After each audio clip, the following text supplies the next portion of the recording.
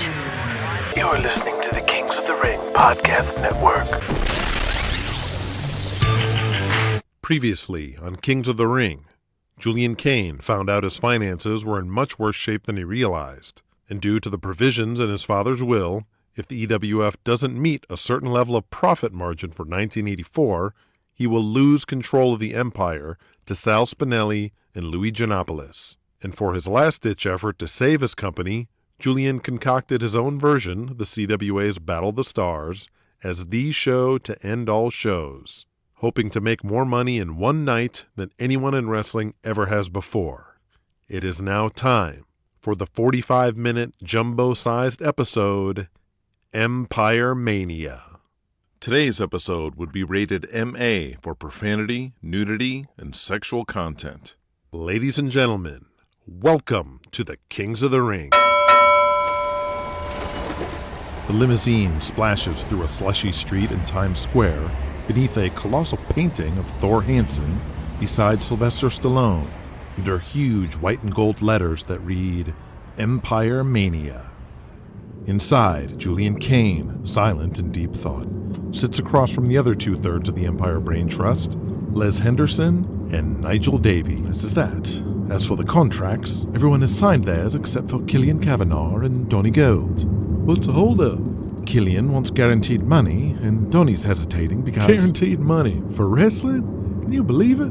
Hey, look! The Marks are wearing the new EWF t-shirts. Henderson sees as they drive down 7th Avenue. Yes, the first official t-shirts and programs for Empire-Mania are available to customers now, here and at all of the closed-circuit locations. Julian, I know you're hesitant to put up more money up front to premiere the merchandise, but I believe the gamble will pay off today. I just can't believe how hot it is. 2 days before New Year's? It's like summer outside. God must want Empire to be a hit. I mean, look at the fans lined up all the way around the block. There's another news truck and another limo. Hey, is that Carl Weathers? I mean, you can see it, guys. You can feel it. Every TV news station, radio station, and newspaper stand. Everybody's talking about Empire-Mania. Hopefully the local enthusiasm can carry the day. While we have excellent coverage for a first-time closed-circuit event, we are not actually nationwide. And I just received word we are having issues with the satellite in Minneapolis and Cleveland. If they can't get it working, that means no closed circuit in those buildings. That's not only refunds and no ticket sales, but boxes of t-shirts and programs, untouched and unsold. Julian plunges deeper into silence, feeling the soul-crushing reality that everything rides on this one day. Kings of the Ring, Episode 19, Empire-Mania. No color is scrawled in red marker at the top of a sheet that lists the matches for the night as Les Henderson tapes it to the wall near the doorway. Stick to your match times. We're on closed circuit, and the satellite will shut off at 11 o'clock, so we cannot run late. And no fucking juice. What the fuck? I gotta wrestle Madonna? Tarzan shouts as he pokes his head through the mass of muscular arms of guys like Dave, Tall Paul, Leroy Brown, and the other wrestlers, all looking at the sheet, searching for their names, finding out if they're wrestling and with who. No, your match is after Madonna. She's gonna sing. Oh, that stinks. I was hoping to go a few rounds with it. Leroy Brown adds, Hey man, as long as I'm on the card, I don't even sweat. I'm making more money than I ever did in All South. The second-generation Calgary product, Brian Lovejoy, frets. Big surprise. I'm not even working tonight. Marauder number 2 asks, Hey, any of you boys seen them showgirls Liberace brought with him? Shit, he must fuck a different one every night. Lucky son of a bitch. It gets even more crowded as the expanded production crews and Empire-Mania celebrities and their entourages begin filling the hallways, spilling into the locker room. Donnie, I wanted to apologize. Julian Kane approaches Donnie Gold with a handshake. I was a bit cranky back in Boston at the airport without my coffee, and I came on a bit strong. Sure, Julian, no problem. After some thought, I do think we can elevate you beyond mid-card status to working Thor Hansen after all. straight after Empire-Mania, it's gonna be Thor and Killian on top. But once that program wraps up, I see no reason why we can't go with you and Thor. Are you sure, Julian? Yes, but it does mean you're gonna need to drop the IC belt. After all, we can't have our Intercontinental Champion doing jobs, even to Thor. Who then? To who? For 1985, we need to beef up our second tour.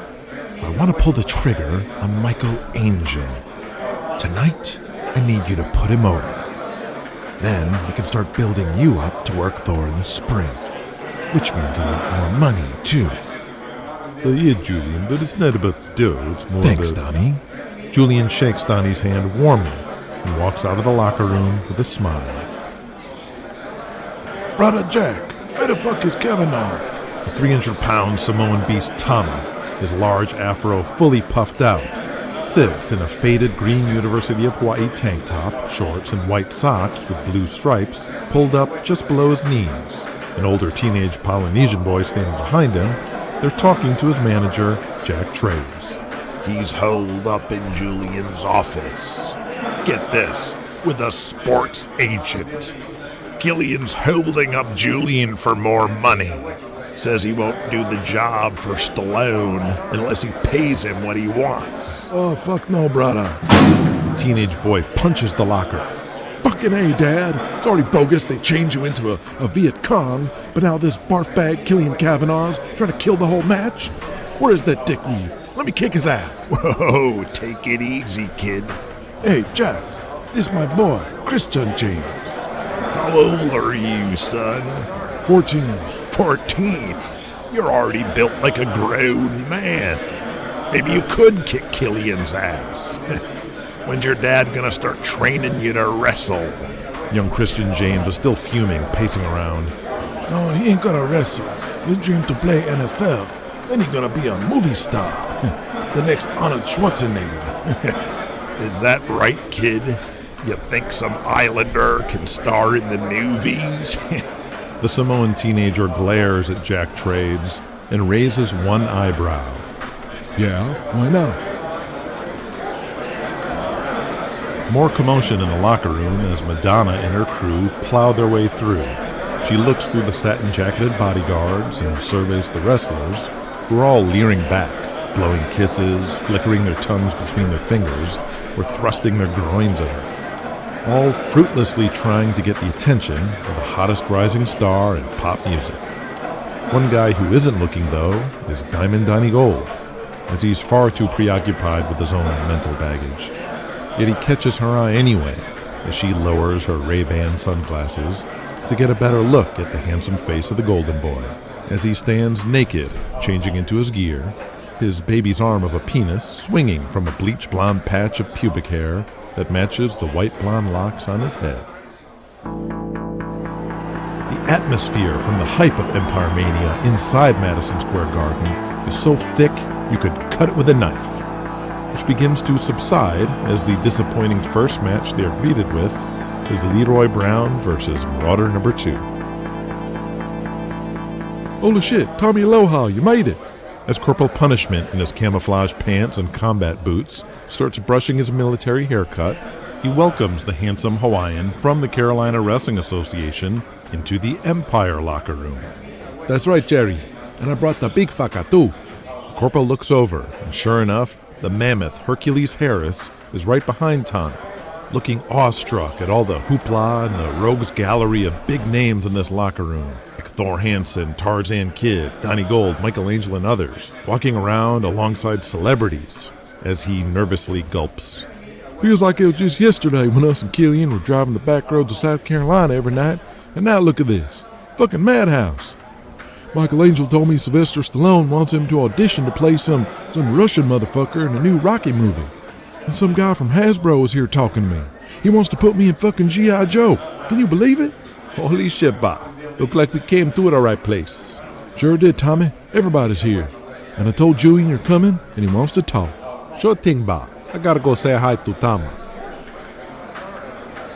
Donnie is lacing up his powder blue wrestling boots, which match his trunks, when a man in a hot pink jacket with the sleeves rolled up over a black t-shirt and yellow pants approaches him. Donnie looks up at the man wearing Tom Cruise Ray-Ban sunglasses, and despite his mostly balding head, still has his hair in a ponytail. Diamond Donnie Gold, baby! Donnie stands. Yeah, that's me. I'm Robert DeZima, Madonna's manager. I wanted to let you know that you have been selected. For what? International superstar and pop sensation Madonna has selected you to be her boy toy. Okay, what does that mean? He hands Donnie a hotel key. What it means, my friend, is after the show, you get to arrive at this hotel room, and the one and only Madonna will use you as her sexual slave for the evening. Yow! Okay. The Bronx Bombers are wrestling one of the new powerlifter guys, who can barely work, in a first-time ever team-up with the former Tony Carlucci, now the Native American Chief Thunder. The crowd, a mix of EWF regulars and fans brought up from the hype of Empire-Mania, tolerated the first couple matches, but now their general ambivalence is only interrupted by chants of boring. Nigel Davies and Les Henderson are in the hallway outside of Julian's office. I don't like this, Nigel. Taking too long.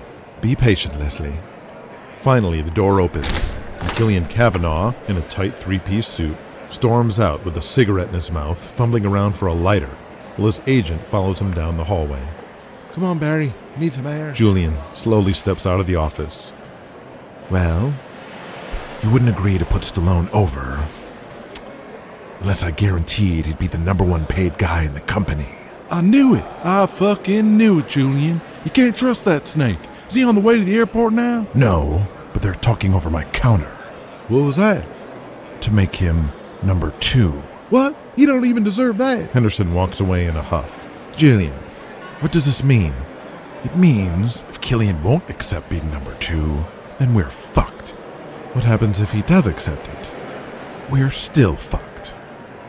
Oh well, worst case scenario, his giant contract becomes Louis and Sal's problem. Julian begins turning towards the locker room. Nigel, I need some good news, and I need a punching bag for the next year. So get Donnie Gold to sign that fucking contract. I already warmed him up with some bullshit. He should be ready. I'm gonna go meet the Hawaiian and that big fucking black guy. I don't even know why he's here. We already have one. Use my office for Donnie. But close the deal, Nigel. Close it. Nigel sighs. A sweaty Pat Stevens makes it back from his match. Who is it out there? Donnie Gold asks. Not pretty, Donnie. Crowd's kind of dead, and our match was the shits, which didn't help. Boy, the Marks have been watching me and Tall Paul work each other for years. They're probably more sick of us wrestling than I am. It's like Julian just threw a bunch of matches together last minute. He throws his elbow pads down, splashing sweat on the floor. Take it easy, brother. I'm sure it wasn't as bad as he thought. Donnie reassuringly pats him, and he's approached by Nigel Davies. Jolly good match, Pat. Pat winks at Donnie, as he knows Nigel didn't actually watch the match. If you'll excuse me, I need to speak with Donnie. Nigel leads Donnie into the hallway. Yes, Donnie, I need to speak to you in private. It's about your contract. Everyone in the company has signed their contracts, except for you.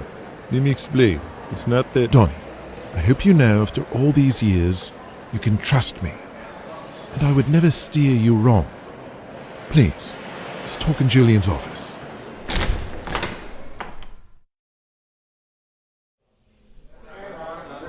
Julian Kane meets the CWA headliners, Tommy Aloha and Hercules Harris. And who are you big black thing, you? You're fucking enormous. I love it. Hercules Harris, they call me. The locker room door opens amidst the chaos. Julian looks over and sees Nigel walk in with Donnie Gold. Nigel looks back at Julian and gives him a thumbs up and nods. Well, we'll figure out what to do with you, I promise. We'll probably feud you with Leroy or team you up with him. I assume you know Leroy Brown, right? Actually, sir, we never worked the same place at the same time before. Of course you did. What was I thinking? Donnie Gold makes it back to his suitcase and pulls out a roll of white medical tape, some scissors, and is rummaging around for something else when Michael Angel shows up. Looks like it's you and me tonight, brother.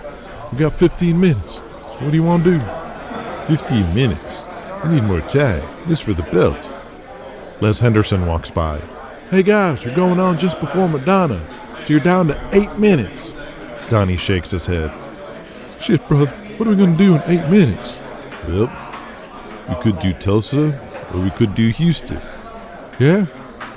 Nah, I got a better idea. You remember Dallas? Christmas '82? Of course. Best match of my career. Let's do that. Except for the finish, I won't kick out of the backslide. I appreciate it, Donnie. That match was over 20 minutes. We got 8. Oh, right. We won't do 20 minutes. We'll just do the finish from Dallas. I'll call the rest in the ring. As Donnie Gold, wearing the same blue speckled robe he wore at Battle of the Stars '82 when he beat Crusher Krawcheck for the WWA World title, makes his way into the ring, he blows a kiss to a section in the front row, as ringside celebrities Diane Keaton and Andy Warhol both blush as they each think it was meant for them.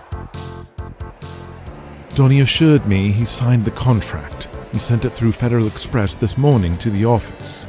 But more importantly, I convinced him he'll be fine from here on out. Excellent work, Nigel. Excellent work. Killian and his agent walk towards Julian's office door and wave to Julian. Now it's my turn. Remember, we don't have a backup scenario. As long as we have Thor and Stallone in the main event tonight, we're fine. By the time Donnie's match and Madonna are done, I'll be done. Donnie Gold seems more motivated than usual. His charisma is amped to a 10 as he surveys the capacity crowd of over 20,000. And despite their 8-minute orders, Donnie Gold starts the match out slow, with lots of teases and stalling. And slowly but surely, starts to suck the crowd into the match. It's pretty simple, Killian. I'm giving you an opportunity. No, I'm giving you the top guy who'll put over a Hollywood actor. Not just any actor. Fucking Rambo. Fucking Rocky. True, but that's just fiction. This is wrestling. Les Henderson is near ringside, nervously watching his Timex digital watch past the 8-minute mark, signaling the referee, as the ref makes a subtle expression to Les that Donnie is ignoring him. And while Les notices they aren't even close to a finish in the ring, he also can't help but notice how the crowd is way more into this match than the others. At the area near the entrance to the arena floor, Les Henderson is parked in front of a monitor, production set up to watch the show. We are now 15 minutes in, and Donnie has taken them outside the ring. Donnie throws Michael towards the ring post, and just like they did in Dallas, Michael reverses and Donnie gets thrown into the ring post. He falls to the bare, cold, concrete floor. As the sweaty, real-life He-Man, Michael Angel, looks out into the sea of fans, inciting more cheers, Donnie stands up, shaking his head and yells, his entire forehead splashed with bright red blood. Damn it, Donnie, you fixing to get me fired? Les Henderson smashes a paper cup of coffee on the floor in anger. And then he turns around and sees half the locker room is behind him, all gathered around the monitor, watching Michael Angel versus Diamond Donnie Gold. 25 minutes have passed, and Donnie is completely tearing the house down with Michael Angel. He's bumping his ass off all over that ring, getting gorilla press, backdrop practically into the lights, flipping in the corner. It's the moves, it's the bumps, but also the timing of everything, and the working of the crowd, whipping them into a frenzy. Thor Hansen is the #1 guy, and nothing will change that. But you are the Darth Vader of the Empire Wrestling Federation, and all the money that comes with it. But you have to sign this now. Killian looks at Julian, then looks at his agent, and then back at Julian. Almost the entire locker room was gathered around the monitor, watching the master Donnie Gold at work in that ring. Les Henderson gave up long ago and is side by side with all the wrestlers, cheering along for this match. Madonna's manager is livid at Henderson. Hey, you hick! We were was supposed to go on a half hour ago. Can't you stop this match? Fuck off, Turkey. We're watching history here. Madison Square Garden has never seen a match like this before, and those who have never even watched wrestling before are completely captivated at what a wrestling match can be. But all 23,000 fans are unified in one belief: to see Michael Angel win. No, Donnie tells Michael as Michael whips Donnie into the ropes and readies to hip toss the Golden Boy. After bouncing off the ropes, Donnie blocks his move by putting his hand on Michael's hip so he can't be lifted. Michael turns and pushes Donnie's head down and hooks his hands over his back and under Donnie's armpits and swings Donnie's back onto his and falls to his knees. As Donnie's legs and body flail in the air, the referee counts. 1, 2, 3. Congratulations, Killian. And good on you too, Julian. You drive a hard bargain. Julian signs the contract too and shakes Killian's hand. And here is your winner and new Intercontinental Champion, Michael Angel. From the aisle, Diamond Donnie Gold looks back to the ring with pride at Michael Angel, who is in tears, holding up the gold belt. Michael gets the championship win over him he never got in All South. Fans throughout the arena crying in celebration at Michael's emotional victory and the birth of an Empire megastar. As Donnie makes his way to the curtain and the tunnel, he's feeling more emotionally fragile than ever before as he reflects on the rough 1984 he had and the uncertain future that awaits him as he walks further and further away from the ring, the one place that no matter how hard Julian buries him, no matter how many jobs he does, at least for this one night, he can remind everyone that he is simply the best damn wrestler in the world. Donnie opens the doors to the hallway and is met by applause from every single wrestler in the Empire locker room, every referee, every official, even Sylvester Stallone. As he walks, they're all smiling, shaking his hand, patting him on the back, and telling him that was the best match they've ever seen. Les Henderson telling him he saved the show. Donnie is overwhelmed by the outpouring of support from the boys. And when Thor Hansen approaches with the EWF World Title belt and throws it on Donnie's shoulder, it's too much, and Donnie breaks down crying. Michael Angel soon joins them, and he goes straight to Donnie and hugs him, while Donnie has tears streaking down his face through the blood. Michael thanks Donnie and gets on his knees, bowing at his feet, something he'd only seen in Japan, like a warrior conceding victory and gratitude to a greater warrior. It's done, Nigel. And he agreed to put Stallone over. Yes. Strange. I expected he'd insist on Thor getting the pin. The real magic was getting them to accept delayed payoff in the form of royalties. Oh? When we start selling VCR tapes of Empire-Mania like I wanted, basically every penny will go to Killian. Julian looks around at the empty locker room. Where is everybody? Where's Madonna? Les Henderson opens the room, shaking his head. Ooh boy, what a match. What's going on? Donnie and Michael just finished. Brother, they tore the house down. Julian looks at his watch. It was a sellout. Boys were all watching. What? You were timing the show. How did you let it go on so long? I signaled Joey, but Donnie was ignoring him. But it worked out, Julian. Because honestly, this show was the shits up to that point. Donnie may have saved the night. If people only remember one match, it'll be Michael Angel versus Donnie Gold. Julian storms out and sees Thor Hansen giggling next to Donnie Gold with the EWF belt over Donnie's shoulder. Glad Madonna's on now. I would not want to follow that. What the fuck are you doing? He stomps over past Thor and snatches the belt off Donnie's shoulder and scolds the 6'6" Viking. You've got a main event to get ready for. Now go fuck off. Thor walks away, head held low, as the other wrestlers begin to disperse slowly. Tommy Aloha looks around at how many top baby faces there are, and how miserable they all look when Julian walked in, and wonders if this was the right move. Julian Kane turns his wrath to Donnie Gold. And you were told 8 minutes. You went a half hour.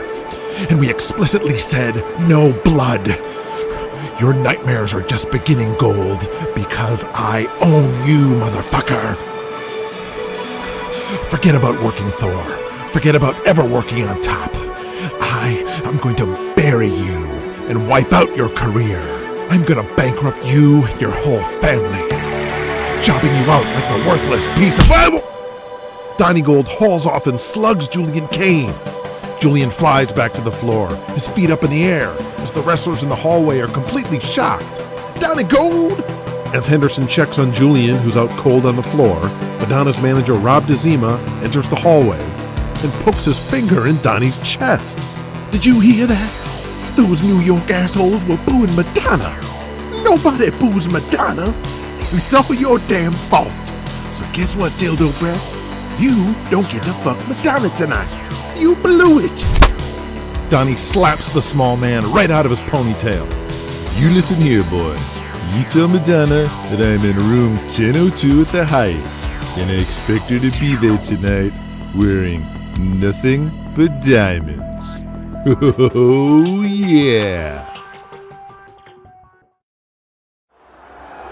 The fans are still a little antsy and grumpy after being forced to watch Madonna sing a pop song in the ring after such an emotional and exciting Angel Gold match.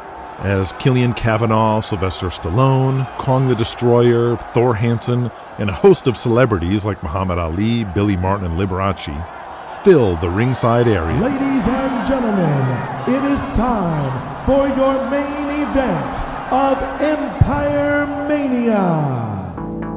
Meanwhile, watching on the monitor, nervously in the back, is Nigel Davies, Les Henderson, and Julian Kane, who holds an ice pack over his eye.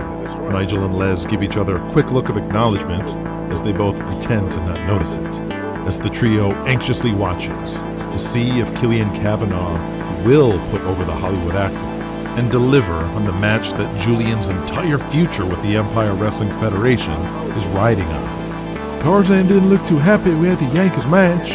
Who cares? This is the only match that counts. After a few moments of Thor working with both Killian and Kong, Thor tags out to Sylvester Stallone. Killian Cavanaugh stands there, his face changes, stoic and cold, just like he did on MTV almost 3 months ago when he effectively hijacked the entire angle and made Donnie Gold and Sylvester Stallone look like fools. They move in to lock up, just as they practiced in LA. Killian pushes Sly back all the way into the ropes, just like they practiced. Sly extends his arms out to signify a clean break. Killian slowly steps back and releases the hold, just like they practiced. Come on, Killian. Do the match we rehearsed with Sly. Just do it. Julian wonders how much worse this night can get. Then Killian looks into Stallone's eyes and slaps him in the face hard. Shit, that's not the spot. He's shooting. He's shooting. Julian's heart rate is going through the roof when Stallone improvises and slaps him back. The crowd pops as Stallone eggs on Killian. Oh shit, don't do it, Sly. Just tag out. Tag out. Killian shoves Sly in the chest. Fuck, should I get out there? Just wait. Then Sly shoves him right back, and Killian bumps. Killian flies back into the air, almost doing a flip. The arena explodes. He's working. He's doing it. He's working. He's working. Hendo goes to high-five Nigel Davies, who awkwardly reciprocates the first high-five of his life, while Julian continues watching the monitor. Of course he is. I'm paying him way too much money to fuck with that. Julian watches Stallone hit Killian with a sloppy clothesline, and Killian flops around like a fish, almost cartoon-like, swinging at imaginary birds in the air in his stupor. The fans are reacting, laughing, but Julian notices his selling is a bit over the top, as if Stallone had superpowers or something, as he steps away from the monitor to go have a cigarette. That's good, Sly. Look at Killian. He's selling. I knew he would. I knew he would all along.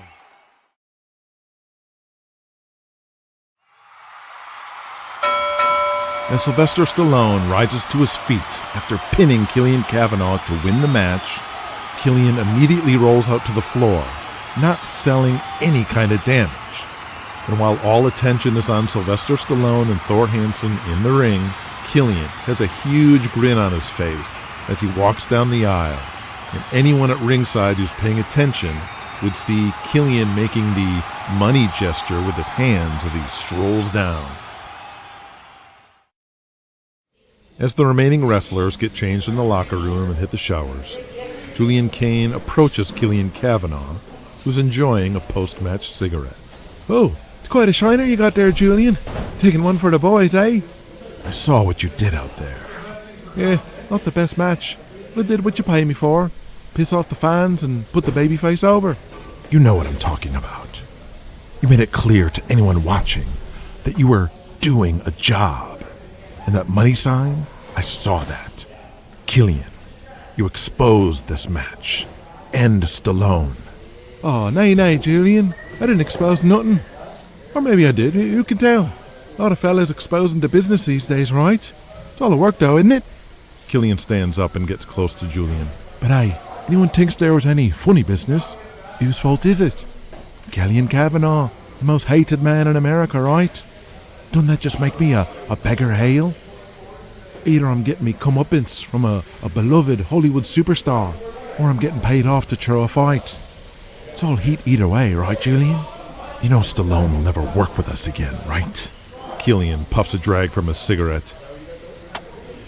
Yeah, fuck him. We got what we wanted from him. Julian shakes his head with a grin as he walks away. Cheer up, love. Up next, me and Thor in a proper wrestling match, right? We're all gonna be rich, and that's what counts. Thor approaches Julian. Listen, I'm sorry, brother. Our match was a shits. You need to cut this shit out. I said I'm sorry. I mean, No, this naive, innocent, happy to be in the thick of things babyface bullshit needs to stop. You are the man, Thor, not Donnie fucking Gold. I know, and I appreciate what you're saying. No, you don't fucking know. I could have gone with a lot of other guys, but I picked you to be in Chicago a year ago to save Dan Sanders from Prince Abdullah, because you were my number one choice to take Empire to the top. And you did it. From Madison Square Garden to closed circuit locations everywhere across the US and Canada. More wrestling fans than ever came out to watch you, Thor Hansen. So no more worshipping Donnie Gold like a mark. He and everyone in this fucking locker room should be thanking you for drawing the house that puts more money in their pockets. And you need to start acting the part. You're on top now, but nice guys don't stay on top. You need to start being a prick. You need to stop acting like one of the boys and start carrying yourself as the guy who carries this company. Because if you don't, I know Killian Cavanaugh would slap his own grandmother to be in your spot. He fucking gets it. And after tonight, I'd say most of America thinks that world title belt would look a hell of a lot better around the chiseled waist of Michael Angel than yours. Thor looks over at Michael, who's coming out of the shower, his Mr. Universe-like physique covered only by a towel. Remember this, Thor. Seize that brass ring, because everyone can be replaced. Nigel, patiently waiting off to the side, when Julian turns to him, while Thor heads for the showers, carelessly bumping into Michael. Watch where the fuck you're going. Give me some good news, Nigel. We had sold out crowds in at least a dozen closed circuit locations and still awaiting more reports. Here in New York, all t-shirts and programs sold out. And Michael definitely broke through tonight. The pop for his win was bigger than when Thor beat Abdullah. By any measurement, Julian, Empire-Mania was a success. Go out and celebrate, young man. Nothing we can do now but wait for final numbers. Julian Kane steps out of the limo in front of an old church, which was converted into the hottest nightclub in the city, the Limelight. Some of the other Empire folk, like Les Henderson, Michael Angel, Dr. Bilson, some referees, and other TV and business people whose names you can't even remember, spill out onto the sidewalk as well, as Julian imbibes the last few swigs from a bottle of Dom Perignon champagne. They enter the Limelight and spread out, which is packed with men and women of all types. From yuppies in their Wall Street suits to people in studded leather with tall mohawks, evening gowns, glittery tube tops, shoulder-padded suits, or full-on costumes. A smallish, pretty young man, looking barely 18 years old, in a white toga and large white feathered angel wings strapped to his back, passes the group on the way downstairs when he stops in front of Michael Angel, who's done nothing but turn heads as soon as he entered the club. Hi, handsome. What's your sign? Michael bursts out. Keep away from me, you fruitcake. Whoa, Michael. Come here. Don't worry about him. Come with me. He pulls Michael aside. You did it, Michael. You heard those people tonight? They fucking love you. Everyone here tonight fucking loves you. And remember, when you're the man, you can do whatever the fuck you want. So pay no attention to that little cocksucker. Tonight is about you. Just then, a beautiful girl in a metallic bikini, wearing silver eyeshadow, lipstick, and a curly silver wig, walks up between them and kisses Michael deeply. Then she turns to Julian, looks him up and down with a look of approval, and moves in to kiss him too. Julian kisses her back as he feels her perfectly pert breasts against his body. She steps back and holds out her hand, revealing 3 pills. So, you boys want to get high? Michael immediately grabs one and pops it in his mouth. Julian leans in, trying to identify the pills amidst the darkness and multicolored lights of the club. The girl takes both pills, puts them in her teeth, and then pulls Julian's head close and kisses him as he feels both pills shoot into the back of his throat. He pulls away and grabs another bottle of champagne and washes the pills down.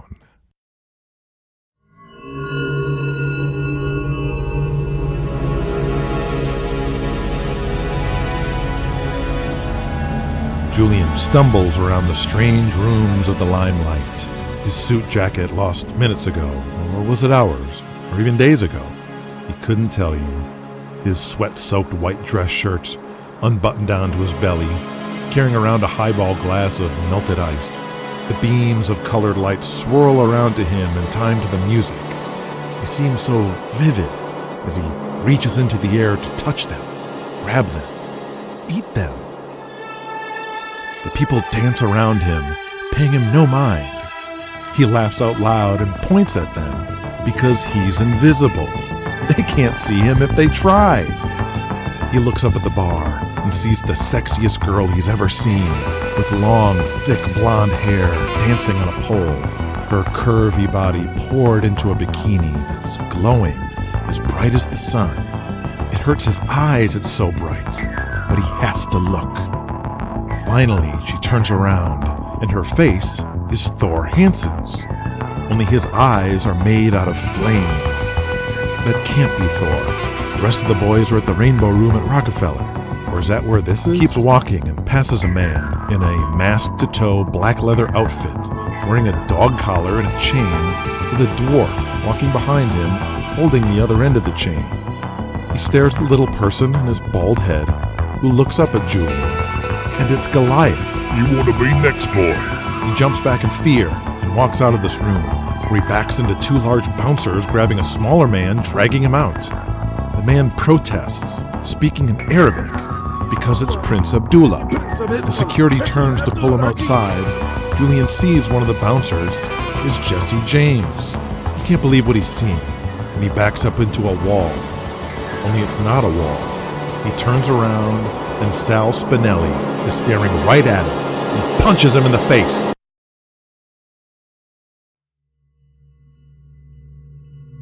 A flash of light, and now Julian is descending deeper and deeper into the club. There aren't as many people down here. He sees 2 men in tuxedos, casually smoking cigarettes with their legs crossed as they watch 2 girls making out, hands on each other's breasts and between their legs. Julian sits for a moment to collect himself. He focuses on the small bar, where a pretty girl with blonde hair ironed out into flat sheets, like that girl in the MTV video, drinks champagne, while a man in a fur coat is on his knees on the floor beneath her, his head buried between her legs under her ruffled dress. Julian smiles to himself in approval and raises his glass to them. His eyes drift to the rest of the room. People scatter, everyone in their own world, yet all together at the same time. It's beautiful, the harmony he feels, as if they're all sharing the same heart, all beating, pounding, as one. Through the colored strobe lights, he sees Michael-Angel from afar, and he is awestruck. Michael-Angel looks amazing, bathed in a yellow light. His shirt is gone, Michael's rippling physique laid bare. He'd never seen anything so beautiful as him. Michael had actual white feather wings, which were flapping rhythmically with the music, like a real angel. This is what the girls see when Michael-Angel is in that ring. This is what Thor Hansen is missing. Maybe Michael should be the one to carry Empire. Michael bends over, and Julian sees the wings are still there, flapping in midair. Incredible. He moves closer and refocuses when he sees the wings are attached to someone else who is standing behind Michael. That 18-year-old club kid dressed like an angel from the front entrance when they first got here. He is thrusting in time with the music, fucking his intercontinental champion right in front of everyone. Michael raises back up and takes the young man's hand and presses it against his own body as he throws his head back in complete ecstasy.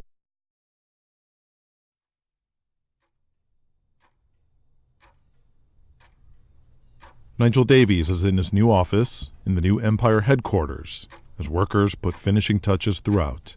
Head buried in some papers with his reading glasses on the end of his nose. A line of smoke coming up from his cigarette resting in a large brown glass ashtray on the desk as Julian Kane raps on the door, cup of coffee in his hand. Nigel, I have to ask you a question, because I'm honestly not sure what I saw. Everything was such a fog at that club. I don't even know how to say this, but is Michael-Angel gay? Nigel stops, pulls the glasses off his nose, and looks up at Julian. I did quite a few things for Bert and his family over the years, but one of the most unusual but necessary duties I held were keeping Michael's activities as secret as possible throughout Dallas. Julian, realizing what he saw was real. Being away from his father, away from home, I knew an incident was inevitable, but I hoped it would never happen in front of his boss. Julian, I care for the boy, truly. He is a tortured soul who would never admit what he is. He tries with the girls. He does try, but what does Bert think? As with many things, Bert keeps his head in the sand. He's convinced Michael just hasn't found the right girl yet. He can never be world champion, can he? Too dangerous.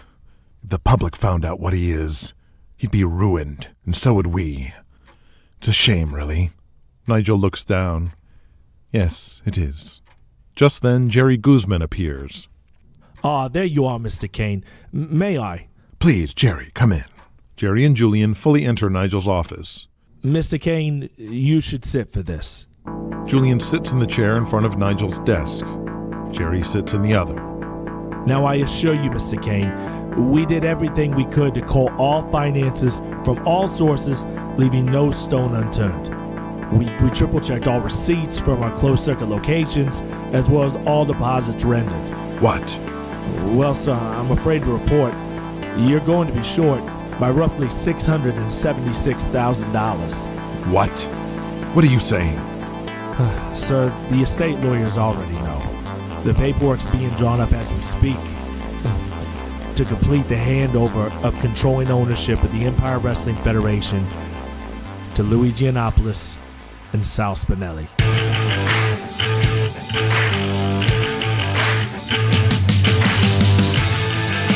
This is it, folks. The end of the road. Just one more episode left to wrestling's first audio drama podcast, The Kings of the Ring. And if you liked everything up to this point, I think you're really going to dig the big finale, which will be much better than the Game of Thrones finale. And if you are into The Kings of the Ring, please show your support by visiting the official merchandise store of The Kings of the Ring on the official website, kingsotr.com/store. And we'll see you next time for the jumbo-sized finale, episode 20.